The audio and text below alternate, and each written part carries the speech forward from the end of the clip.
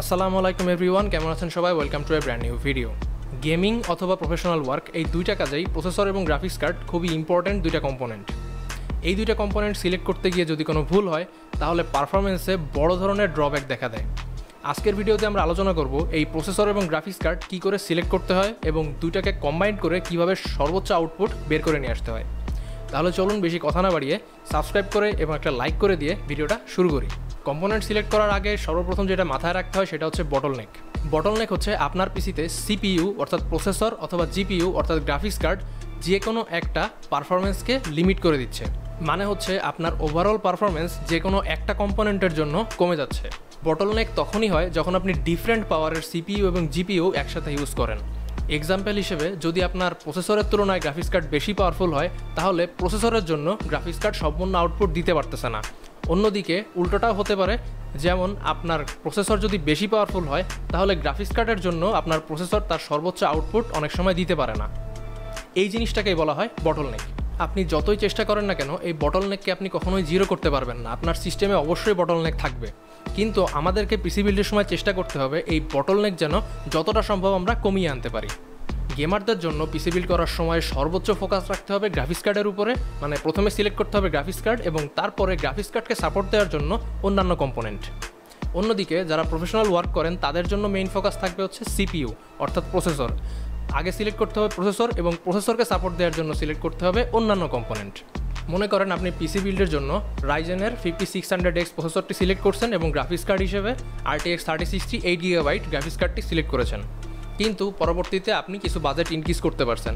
এখন আপনি কোন কম্পোনেন্টটা আপগ্রেড করবেন? যদি এই সিস্টেমে আপনি প্রসেসর আপগ্রেড করে 5700X নেন তাহলে আপনার পারফরমেন্স ইনক্রিজ হবে অনলি 5%, বিকজ এখানে যে গ্রাফিক্স কার্ডটা সেটা তার সর্বোচ্চ আউটপুট দিয়ে অনলি 5% পারফরমেন্স ইনক্রিজ করতে পারবে। অন্যদিকে আপনি যদি এখানে গ্রাফিক্স কার্ডটাকে আপগ্রেড করে 6700XT মানে AMD Radeon 6700XT এই কার্ডটাই আপগ্রেড করেন তাহলে আপনার পারফরমেন্স ইনক্রিজ হবে 25%।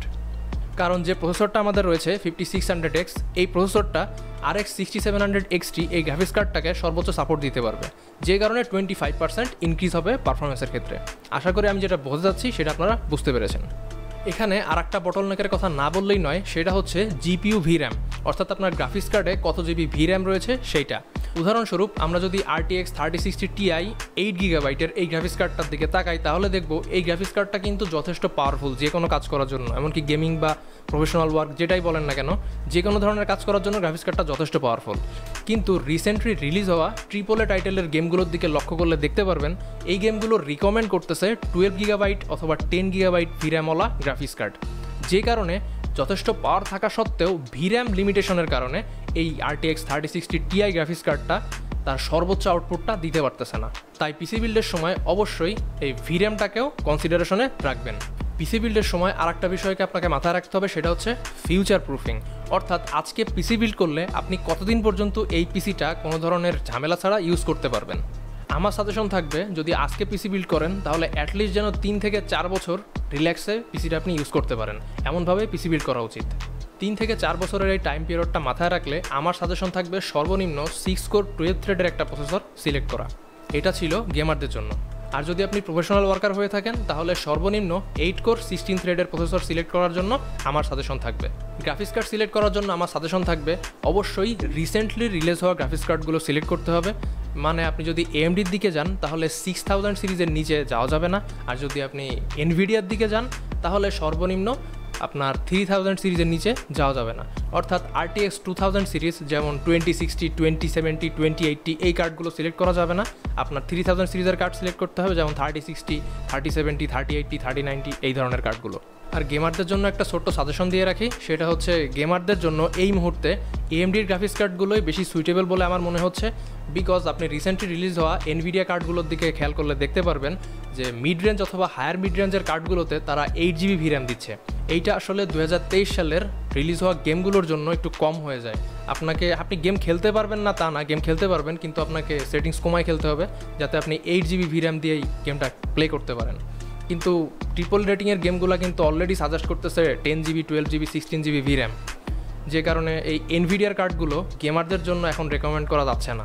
অন্যদিকে যারা প্রফেশনাল ওয়ার্ক করেন তাদের জন্য এনভিডিয়ার কার্ডগুলোই রেকমেন্ডেড, কারণ এনভিডিয়ার কার্ডগুলো হচ্ছে আপনি যে সফটওয়্যারগুলো ইউজ করবেন প্রফেশনাল কাজ করার জন্য সেইগুলোর সাথে খুব ভালোভাবে অপটিমাইজ করা। অর্থাৎ এএমডির কার্ডগুলোর তুলনায় এনভিডিয়ার কার্ডগুলোতে আপনি যে প্রফেশনাল যে সফটওয়্যারগুলো রয়েছে সেগুলোতে পারফরমেন্স ফার বেটার পাবেন। গেমিং বা প্রফেশনাল ওয়ার্ক যেটাই বলেন না কেন, দিন শেষে কিন্তু আপনার বাজেটের ভিতরেই আপনাকে পিসি বিল্ড করতে হবে। আজকের ভিডিওতে যে রেকমেন্ডেশনটা আমি দিলাম এর চেয়ে নিচে যদি আপনার বাজেট থাকে তাহলে আমার সাজেশন থাকবে আর কিছুদিন ওয়েট করেন, বাজেট ইনক্রিজ করেন, তারপর পিসি বিল্ড করেন। তাহলে আসলেই রিল্যাক্সে 3-4 বছর আপনি আপনার পিসিটা ইউজ করতে পারবেন। কিন্তু আপনি যদি কম বাজেটে একটা পিসি এখন বিল্ড করে ফেলেন, পরবর্তীতে গিয়ে কিন্তু আপগ্রেড করতে গেলে আপনার অনেক টাকা গুনতে হবে এবং অনেক কম্পোনেন্ট বাদ হয়ে যাবে, যেটা আমি পার্সোনাল এক্সপিরিয়েন্স থেকে বলতেছি। আজকের ভিডিওটা এই পর্যন্তই ছিল। আশা করি এই ভিডিওটা আপনাদের কাছে ভালো লেগেছে। যদি ভালো লেগে থাকে একটা লাইক করবেন, যারা সাবস্ক্রাইব করেননি সাবস্ক্রাইব করবেন, আর যারা অলরেডি সাবস্ক্রাইব করেছেন তাদেরকে থ্যাংক ইউ সো মাচ। আজকের মতো আমি মিল্টন বিদায় নিচ্ছি আপনাদের কাছ থেকে। আল্লাহ হাফেজ।